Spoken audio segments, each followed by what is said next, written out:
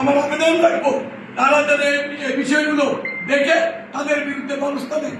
নির্বাচন কমিশনও ফরিদগঞ্জের যে বর্তমান পরিস্থিতি, হামকি ধমকি, কিশোর গ্যাংয়ের অত্যাচার, কিশোর কর্তৃপক্ষ কর্তৃক কিশোর গ্যাংকে লেলিয়ে দেওয়া, এগুলো হয়তো তারা প্রত্যক্ষ করে।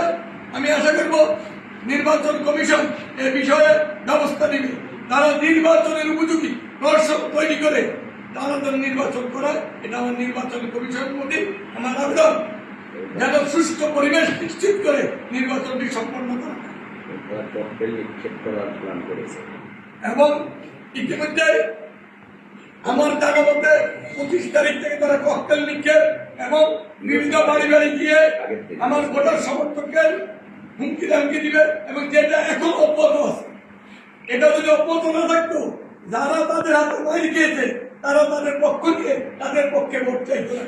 কিছুদিন আগে যারা আমার পক্ষ নিয়ে ভোট চাইছে আপনারা দেখেন, তারা আজকে আবার আরেকজনের জন্য ভোট চায়। কেন চায়? আমি তো তাদের নিরাপত্তা দেওয়ার ক্ষমতা রাখি বলে সাধারণ ভোটারদের নিরাপত্তা দেওয়ার ক্ষমতা প্রশাসন যদি সেই ব্যবস্থা না করে, তাহলে আমি কিভাবে তাদের নিরাপত্তা দেব? আমি আমার আজকে অভিযোগ জানাতে পারি, সেই অভিযোগ জানানোর জন্য আমি আপনাদের কাছে আসছি।